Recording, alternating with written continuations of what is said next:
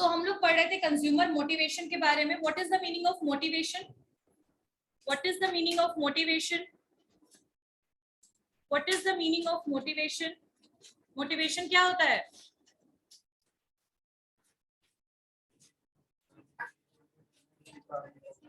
अर्ज. हाँ, अर्ज. हाँ, तो इसको क्या बोलेंगे हम? Motivation. It is a basically अर्ज and motivation is something when, कब होता है मोटिवेशन? जब हमारी नीड के साथ जो आप जो प्रोडक्ट बना रहे हैं, ऑफर कर रहे हैं, वो मैच करे. ठीक है, तो तब क्या होता है? मोटिवेशन. क्लियर हो गई बात? अच्छा, तो मोटिवेशन के बारे में हम देखते हैं कि मोटिवेशन एक तरीके का ड्राइविंग फोर्स है जो इंडिविजुअल को हेल्प करता है एक्शन लेने में. किस चीज में हेल्प करता है? एक्शन लेने में. Like if we are want to purchase a mobile phone and उस मोबाइल की सुटेबिलिटी अगर हम देखें और हमारी नीड के साथ वो मैच करेगा, तो फाइनली हम उस प्रोडक्ट को यानी उस मोबाइल फोन को परचेज करेंगे. राइट? सो बेसिकली मोटिवेशन क्या है? ड्राइविंग फोर्स है जो किसी भी इंडिविजुअल के अंदर हो सकता है और ये इंपेल करेगा, ये फोर्स करेगा कि आप एक्शन लो. राइट? ये जो ड्राइविंग फोर्स है, it is produced by so many thing, like by a state of tension. जहां पर आप कुछ खरीदना चाहते हो, आपके अंदर कंफ्यूजन है, डिलेमा है, तो इसकी वजह से भी sometime you are motivated for purchasing the product. Sometime you are, because of the advertisement, you are basically influenced to purchase a product. Right?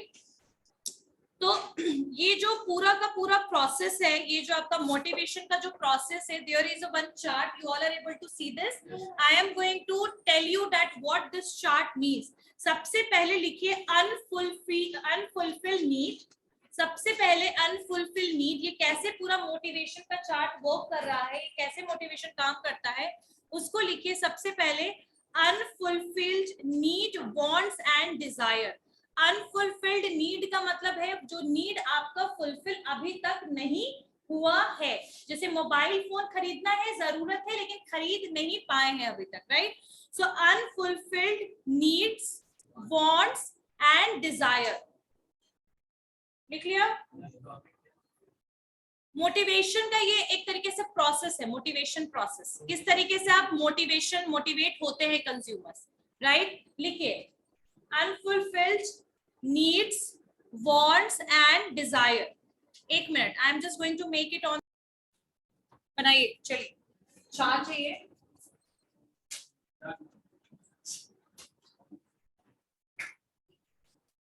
बहुत देर से मैं सुन रही हूं, एकदम शांत हो जाओ.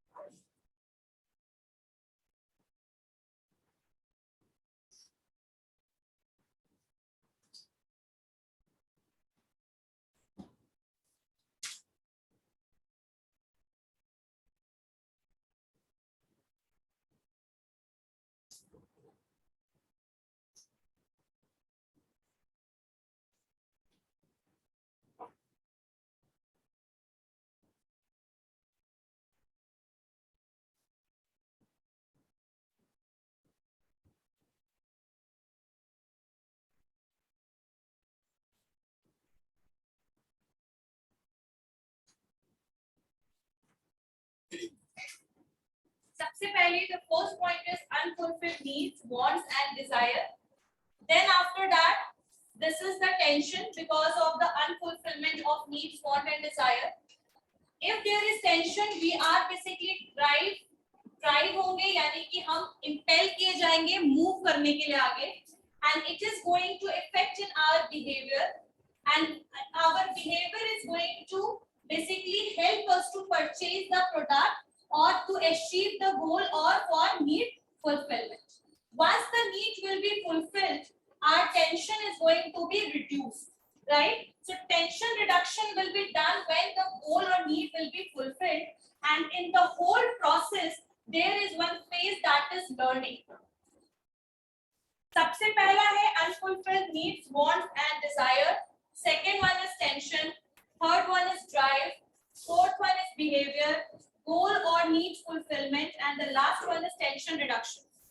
Tension reduction.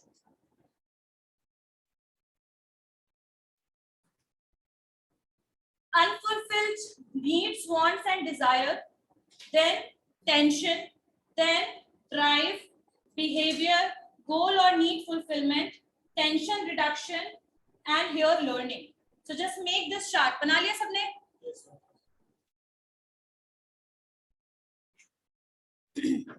Okay. So this chart, what it is explaining about that ये जो motivation है वो इसी के through आता है पूरा. सबसे पहले आपका unfulfilled needs, wants and desire. मैंने पहले ही बताया था कि जो प्रोडक्ट, जो भी गुड्स आपको खरीदना है, अगर आप वो नहीं खरीद पा रहे हैं, वो अभी तक फुलफिल नहीं हुआ है, so it is going to create the tension. Tension जैसे एग्जामिनेशन आने वाला होता है तो आप लोग को टेंशन होता है कि हमें ये चैप्टर कंप्लीट करना है, ये चैप्टर कंप्लीट करना है. ऐसा क्यों है? क्योंकि नीड, हमारा एग्जामिनेशन हमारी क्या है? नीड है, right? So when the tension is created we are drive toward study. फिर हम पढ़ाई की तरफ मूव करते हैं और फिर पढ़ने लग जाते हैं. लाइक फिर our behaviour is to only to fulfil the need.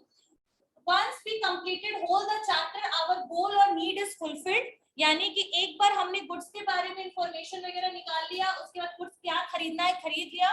Behaviour में हमारा परचेजिंग पैटर्न पता लगेगा. Behaviour is something where why and how we are purchasing the goods, it is going to be described. Once the behavior is completed, once our behavior is toward purchasing the product is purchased, then goal or needs will be fulfilled. Once the goal and need will be fulfilled, then definitely we are going to be, our tension is going to be reduced, या reduction will be done, and in the whole phase there is a learning process. Like जब आप यहाँ पर यहाँ से यहाँ तक पहुँचेंगे, यहाँ से यहाँ पहुँचेंगे, यहाँ से यहाँ पहुँचेंगे, there will be learning. आप कुछ ना कुछ सीखेंगे, कुछ ना कुछ एक्वायर करेंगे, कोई ना कोई नॉलेज आपको मिलेगा. So this is the whole chart of the motivation, right? तो यहाँ पर याद रखिएगा कि जो टेंशन है, इट इज इंडिविजुअल जो है, दे कैन बी बेसिकली, यहाँ पर जो कॉन्शियस और सबकॉन्शियस दोनों माइंड आपका लग जाता है किस चीज में? For reducing the tension through the behavior that anticipated. यानी आपका बिहेवियर क्या हो जाएगा कि नीड को जल्दी से जल्दी फुलफिल करो.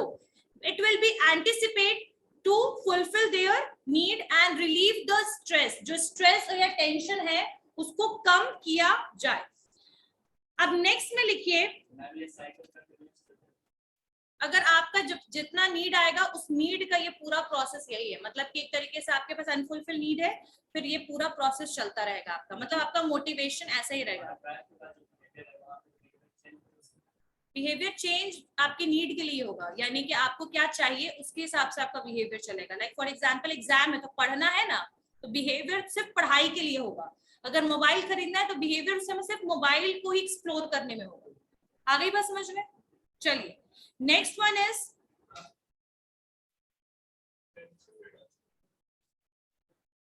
Tension reduction. मतलब ये बेसिकली यहाँ इन्होंने ऐसे बताया है कि टेंशन से यहाँ पर टेंशन रिडक्शन हो जाएगा. यानी कि एक बार दोबारा फिर अगर कोई नीड आएगा, फिर अनफुलफिल नीड, फिर हम वापस टेंशन के उसमें स्टेज पर चले जाएंगे. फिर वो टेंशन से फिर वापस से गोल फुलफिल होगा, फिर वापस से हम टेंशन के बेसिकली स्टेज पर जा सकते हैं. लेकिन तब वो जाएंगे हम जब यहाँ पर जो नीड फुलफिलमेंट है वो फाइनल सेटिस्फैक्शन नहीं देगा. यानी कि जैसे मान लीजिए कि आपने एग्जामिनेशन था जो मैं लेके चल रही थी, क्योंकि स्टूडेंट्स हो तो एग्जामिनेशन की वजह से टेंशन था, टेंशन की वजह से हमने पढ़ाई की तरफ मूव हुए, पढ़ाई कर लिया, सारा टॉपिक कंप्लीट कर लिया, फिर अब लग रहा है कि कुछ बाकी है 1-2 टॉपिक. तो 100% फुलफिलमेंट जब नीड का नहीं होगा तो टेंशन रिडक्शन हो सकता है आपका, 100% टेंशन नहीं रहेगा. लेकिन अगर वो नीड प्रॉपर फुलफिल नहीं हुआ, दोबारा से फिर टेंशन के स्टेज में जा सकते हैं. There is a condition, right? चलिए नेक्स्ट वन लिखिए.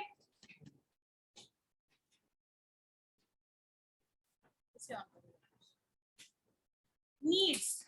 अब नीड्स क्या है ये देखिए, हर एक इंडिविजुअल का फिजियोलॉजिकल नीड होता है, right? So every individual has need and they basically acquired it. Basic need क्या होता है? रोटी कपड़ा मकान, जो आप लोग समझते हो, right?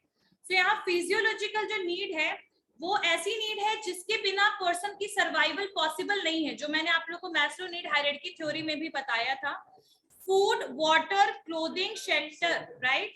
So because of they need to sustain the biological life, ठीक है, जो हमारी बॉडी के लिए रिक्वायरमेंट है. खाना नहीं खाएंगे तो जिंदा रह सकते हैं? नहीं रह सकते हैं. So these are our primary needs और मोटिव्स. ये हमारी क्या है? प्राइमरी नीड्स और मोटिव है.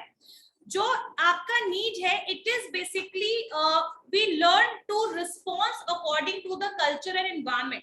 लाइक अगर ठंड आती है तो हमें विंटर के क्लोथ्स की जरूरत पड़ती है because of the environment is like that, ठीक है.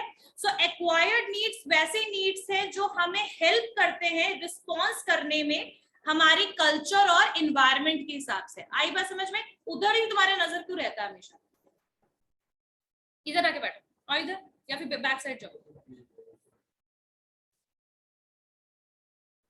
चलिए लिखिए एक्वायर्ड नीड क्या होता है. लिखिए व्हाट इज एक्वायर्ड नीड. पहले लिखिए प्राइमरी नीड, फिर लिखिए एक्वायर्ड नीड. प्राइमरी नीड में लिखो,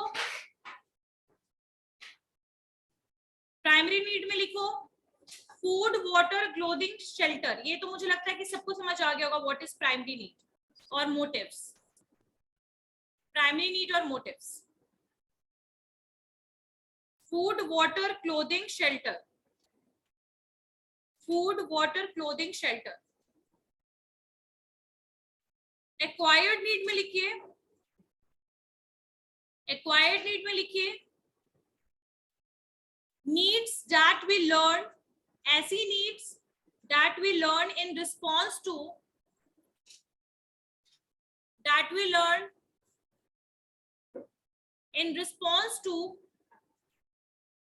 our culture and environment, our culture and environment. Acquired needs में लिखिए the needs that we learn in response to our culture और environment, ठीक है, our culture and environment. तो मैंने आप लोगों को बताया था कि जो कल्चर के हिसाब से जो नीड हमारा बेसिकली क्रिएट होता है और जो नीड ऐसा जो रिस्पॉन्स के बेसिस पर हो. यानी मैंने आपको ठंडा का एग्जांपल दिया कि विंटर में हमारी नीड क्या हो जाती है? वुलन क्लोथ्स या फिर वुलन आइटम्स, राइट? तो वो हमारे एनवायरनमेंट के बेसिस पर हमारा नीड वो क्या है? जनरेटेड है, और उस बेसिस पर हम रिस्पॉन्स कर रहे हैं bye purchasing the woollen clothes, ठीक है. और यहाँ पर और भी, इसमें और भी क्या क्या चीजें आएंगी जो एक्वायर्ड नीड हो सकती है. वैसी नीड जो क्रिएट किया जा सकता है एनवायरनमेंट को देखते हुए और कल्चर को देखते हुए. अब जैसे क्लास का कल्चर बहुत स्टूडियस है, पढ़ने वाला कल्चर है, तो आप लोग सब लोग का दिमाग कहाँ जाएगा? पढ़ाई पर. सही बात है. अगर पूरा क्लास में एक एटमॉस्फेयर है मस्ती और घूमने फिरने वाला, तो सबका दिमाग कैसे जाएगा? It will be like that only, है ना. सो एक्वायर्ड नीड में आपके बहुत सारी चीजें आएंगी, जैसे पावर भी हम एक्वायर करने की कोशिश करते हैं. लिखिए पावर आएगा इसमें, लर्निंग आएगा, सेल्फ स्टीम आएगा, प्रेस्टीज आएगा. ये सब, ये भी सारी चीजें इंक्लूड होंगी एक्वायर्ड नीड में. और self esteem, Prestige, affection, power, learning. Self esteem, Prestige, affection, power and learning.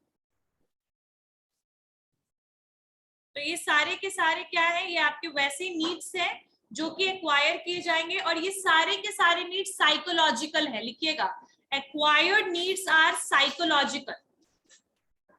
ये सारे साइकोलॉजिकल नीड्स है, ये सारे साइकोलॉजिकल नीड है, ये सारे साइकोलॉजिकल नीड्स है. और इन नीड्स को हम सेकेंडरी नीड भी कहते हैं. कौन सी नीड कहते हैं? Secondary needs. Psychological need, acquired need, secondary need, ये सारे के सारे ये कौन से होंगे? आपके यही वाले नीड्स होंगे. Self esteem, Prestige, affection, power, ठीक है. अकॉर्डिंग टू जो कल्चर और एनवायरनमेंट के हिसाब से हम एक्वायर करने की कोशिश करते हैं, एक्वायर करने की कोशिश करेंगे जो हमारी बेसिकली क्यों होगी? साइकोलॉजी हमें उस तरीके से बोलेगा कि we have to acquire this. Like अगर आप पॉलिटिकल पार्टी में है तो आपके दिमाग में पावर की बात हमेशा रहेगी, रहेगी कि नहीं? Right, so this is acquired need. आगे लिखिए गोल्स। गोल, गोल, तो ये समझ में आ गया ना कि प्राइमरी नीड और सेकेंडरी नीड क्या है?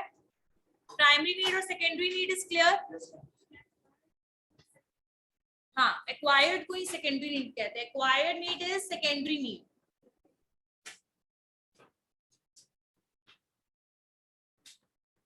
ठीक है, एग्जाम्पल समझना चाहेंगे इसमें नीड्स में?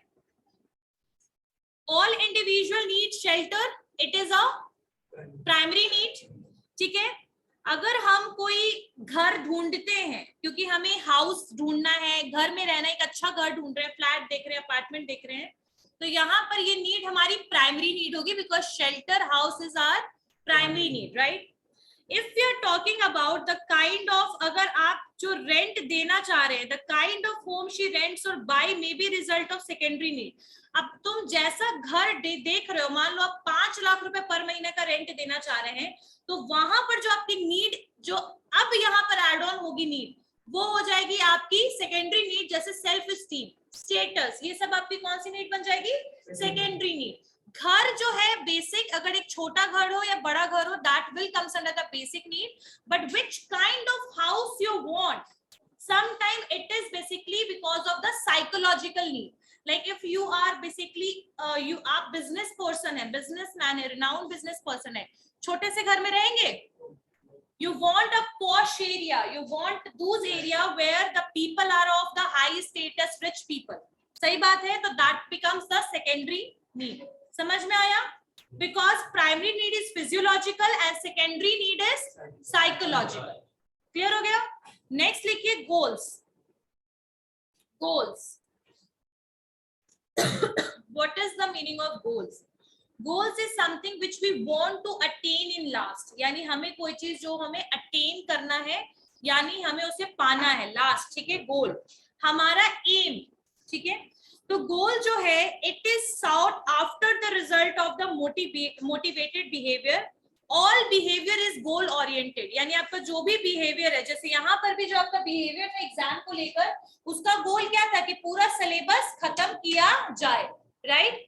तो आपका जो ये गोल्स होता है, it is basically categorise of, ये मतलब एक तरीके से हम कह सकते हैं ना, it is the last attainment, यानी कि जो सबसे लास्ट में हम उसको क्या करें, मतलब अचीव करें।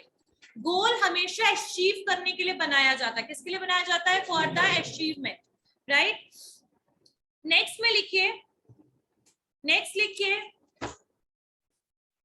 The selection of goals. Selection of goals लिखिए, goals are sought, SOUGHT, sought after result of motivated behavior. Goals are sought after result of motivated behavior. Motivated behavior. Motivated behavior.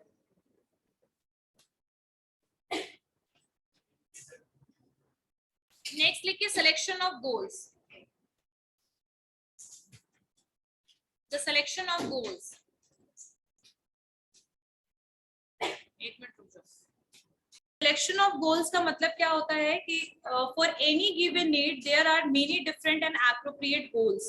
यानी अगर आप एक मोबाइल फोन भी खरीदना चाहते हैं, तो मोबाइल फोन के लिए भी आपके पास मल्टीपल गोल हो सकता है कि like you are going to purchase Samsung वाला, या फिर आईफोन, या फिर आप रेडमी या एमआई कोई भी खरीद सकते हो। तो एक नीड के लिए आप मल्टीपल गोल को सेट कर सकते हो। जैसे एग्जामिनेशन का जब मैं ले रही थी एग्जाम्पल, तो एग्जामिनेशन में जो आपका यहाँ पर बिहेवियर है is for preparing for the examination, and यहाँ पर गोल क्या हो सकता है, या तो आप पूरा का पूरा जो भी कॉलेज में पढ़ाई हुआ है वो सारा पढ़े, या तो 10 ईयर्स से पढ़े, या तो लास्ट ईयर के क्वेश्चन पेपर से पढ़े। तो ये गोल जो है, we have multiple option for setting the appropriate goal, right? लेकिन जो सिलेक्शन ऑफ गोल होता है that will be according to the personal experience.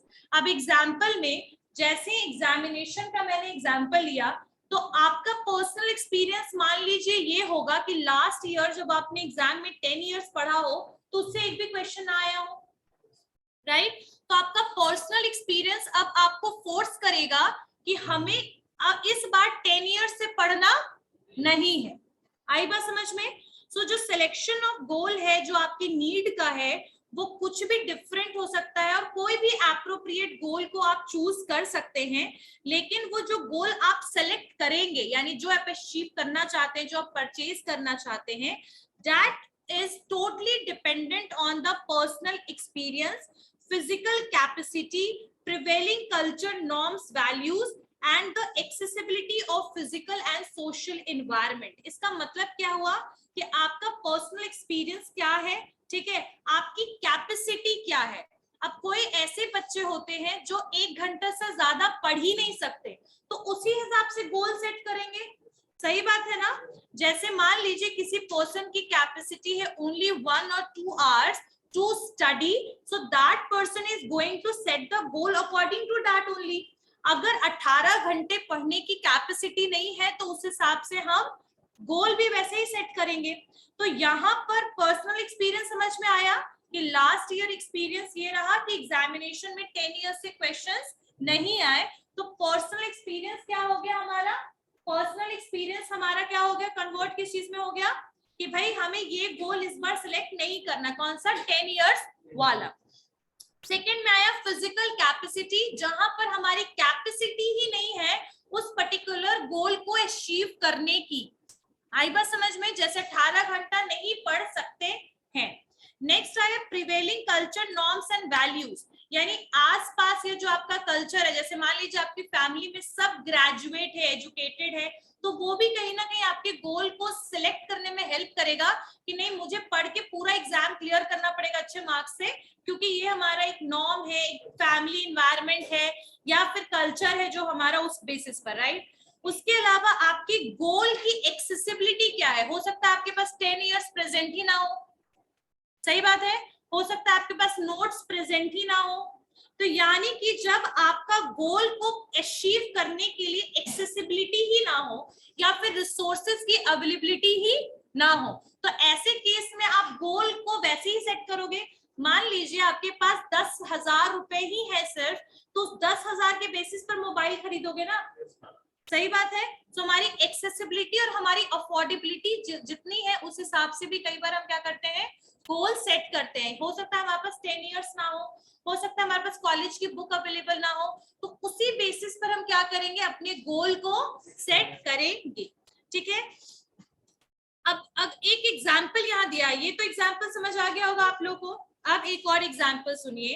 An individual may have a strong hunger need, ठीक है, if he is a young college athlete he may be envision of a thick sirloin steak as his goal object, यानी कुछ खाने की चीज हो गया I guess. सो यहाँ पर एक पर्सन है जो बहुत ही उसको क्या लगा, भूख लग रहा है, और वो जो पर्सन है वो कॉलेज का एथलीट है। एथलीट पता है कौन है? रेस वगैरह स्पोर्ट्स में है।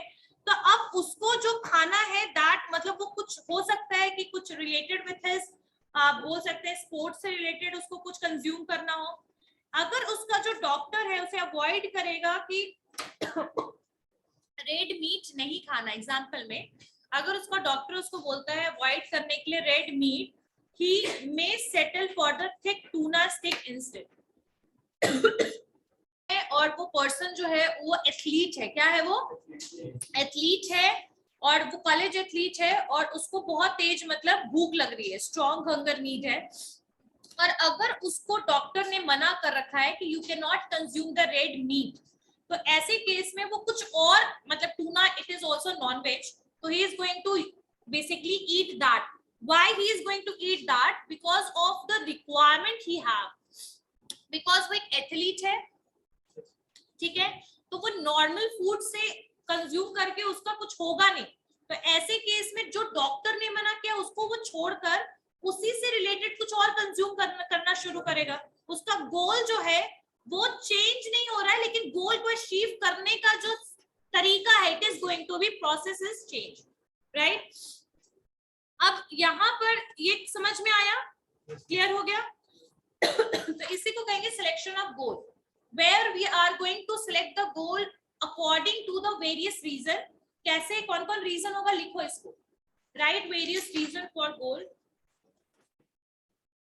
Personal experience, physical capacity, personal experience, physical capacity, prevailing culture, norms and values. Personal experience, physical capacity, prevailing culture, norms and values, prevailing culture, cultural norms and values. Goals, accessibility, goals, accessibility in the physical and social environment. Goals, accessibility in physical and social environment. तो इस basis पर हम क्या करेंगे, गोल को select करेंगे, गोल को select करेंगे. समझ में आया? अब एक चीज याद रखिएगा, जो गोल है वो दोनों चीज होना चाहिए, सोशली एक्सेप्टेबल भी होना चाहिए और फिजिकली भी एक्सेप्टेबल होना चाहिए.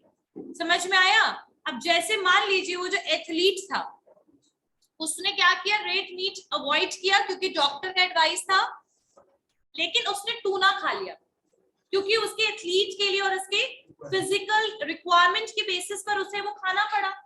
लेकिन अगर वो अपनी मदर के साथ बैठकर रात में डिनर कर रहा है और उसकी मदर वेजिटेरियन है, तो ऐसे केस में क्या वो अपनी मदर के साथ बैठ के चिकन या कोई भी नॉनवेज आइटम खा सकता है? नो. तो जब वो अपनी मदर के साथ बैठकर डिनर कर रहा है, तो ऐसे केस में उसकी मदर डिसअप्रूव कर सकती है ईटिंग द मीट, राइट? और ऐसे केस में जो भी अवेलेबिलिटी है, लाइक पर्ल्स या फिर जो भी चीजें हैं जो भी उसके गोल से रिलेटेड है, क्योंकि प्रोटीन भी कंज्यूम करना होता है, तो उस बेसिस पर वो सिर्फ वही खाएगा. ठीक है, आई बात समझ में? सो जो भी गोल है that should be socially and physically, या फिर बोल सकते हैं एक्सेसिबल होना चाहिए और एक्सेप्टेबल होना चाहिए. समझ में आया? क्लियर हो गया? अब यहाँ पर तुम्हें एग्जामिनेशन देना था और एग्जामिनेशन में मल्टीपल गोल्स जो मैंने बताया उसमें से आपने चूज कर लिया. अब यहाँ एक और भी गोल हो सकता है ना कि आप चीटिंग कर लो एग्जामिनेशन में, पॉसिबल है? तो यहाँ पर जो भी आप वो गोल को अचीव कर रहे हो बाय चीटिंग, एग्जामिनेशन में अच्छा नंबर लाना चीटिंग के थ्रू कर रहे हो, तो आपको क्या लगता है, that is socially acceptable? No. So the goal should be socially acceptable and physically accessible. Clear? Yes. Okay. Next one is, अब इसके अलावा इंडिविजुअल का अपना भी परसेप्शन होता है जो इन्फ्लुएंस करता है उनको स्पेसिफिक गोल की तरफ. What is the perception? Your thinking level. Perception can be temporary and it can be change, remember it. अब यहाँ पर हम कुछ मीन्स एंड एनालिसिस पढ़ेंगे कि अगर मीन्स आपका क्या है, रिलैक्स है आप, तो आप प्रोडक्ट क्या कंज्यूम कर सकते हैं, क्या क्या तरीका हो सकता है रिलैक्स होने के लिए. मीन्स है आपका रिलैक्स, तो what can be the product. यहां सुनिए क्या है, product and means expressing the good health values. अब आपका वैल्यू क्या है, गुड हैबिट, आपका मीन्स है रिलैक्स, और आपका प्रोडक्ट क्या हो सकता है, टी एंड हॉट टब, या फिर हॉट बोल सकते हैं ना, हाँ बाथ, राइट. अब नेक्स्ट है मीन्स आपका है लो शुगर और लो कैलोरीज, तो आप क्या प्रोडक्ट यूज कर सकते हो, शुगर फ्री आइटम्स और डाइट कोक या कुछ भी अगर आप ले रहे हो तो डाइट से रिलेटेड और शुगर फ्री आइटम. ठीक है. नेक्स्ट है, अगर आपको क्योर करना है हेडेक और अपने टीथ को बेटर रखना है, तो क्या करोगे, डेली ब्रश करना है and use the better toothpaste, right. Next है आपका cleanliness kill germs feel happy in the concept of kitchen, तो क्या होगा, डिटॉल एंड डिश वॉश. ठीक है, प्रॉपर डिश वॉश और द टिकिया जो हम यूज करते हैं, राइट. नेक्स्ट है learn about the health and the menial health, मतलब हेल्थ के बारे में अगर हमें लर्न करना है तो कहां से, जर्नल से, न्यूज़पेपर से, टेलीविजन से, एडवर्टीजमेंट से, राइट। नेक्स्ट वन इज, और अगर हमें माइंड से रिलेटेड कोई प्रॉब्लम है या टेंशन है तो उसके लिए म्यूजिक थेरेपी भी वी कैन टेक। ठीक है, तो नीड एंड एनालिसिस ये है, इसको मैं एक बार और कंप्लीट कराऊंगी। आज का क्लास